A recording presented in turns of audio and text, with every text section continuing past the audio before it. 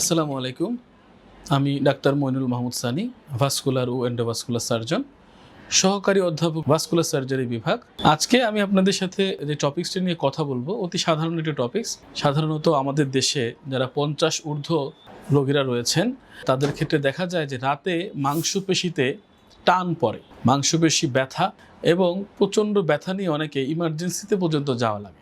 অনেকেই প্রশ্ন করেছেন যে মাংসপেশিতে টান পড়া এটা কি ভাস্কুলার সমস্যা কিনা। প্রথমেই আমাদের ধরে নিতে হবে যে মাংসপেশিতে টান এটা 50% ক্ষেত্রে এর কারণ অজানা, ইডিওপ্যাথিক বলা হয়ে থাকে। আর বাকি 50% ক্ষেত্রে যাদের দীর্ঘদিন ডায়াবেটিস থাকে, যাদের হলো আপনার রক্তনালীর ব্লক সমস্যা থাকে, নার্ভের সমস্যা থাকে, তাদের ক্ষেত্রে রক্তনালী এবং পায়ের টান সমস্যাটা হতে পারে।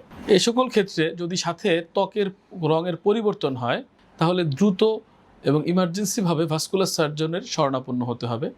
তবে বেশিরভাগ ক্ষেত্রে দেখা যায় যে মাংসপেশির টান পায়ের প্রসারণের মাধ্যমে এবং হালকা ব্যায়ামের মাধ্যমে পরিত্রাণ পাওয়া সম্ভব। কিছু কিছু রোগীদের ক্ষেত্রে দেখা গিয়েছে দীর্ঘদিন ডায়াবেটিস থাকার কারণে এবং কিছু কিছু রোগীদের ক্ষেত্রে ম্যাগনেসিয়ামের ঘাটতি থাকার কারণে পায়ের মাংসপেশিতে টান পড়ে। ম্যাগনেসিয়াম সাপ্লিমেন্ট দেয়া এবং ডায়াবেটিস নিয়ন্ত্রণের মাধ্যমে পায়ের মাংসপেশির টান সমস্যার খুব দ্রুত সমাধান পাওয়া সম্ভব। তাছাড়া গাবাপেন্টিন নামক যে ওষুধটি রয়েছে সেটি চিকিৎসকের পরামর্শে সঠিক ডোজে সেবন করলে মাংসপেশির টান সহ পায়ের ব্যথার সমস্যার সমাধান করা সম্ভব। আমরা প্রতিনিয়ত যখন এমন পেশেন্ট পাই আমরা সাধারণত বলে থাকি যে রাতের বেলা এই কষ্টগুলো বেশি হয়। আমাদের কাছে রোগীরা বলে থাকেন যে রাতের বেলা এই সমস্যাগুলো বেশি হয়।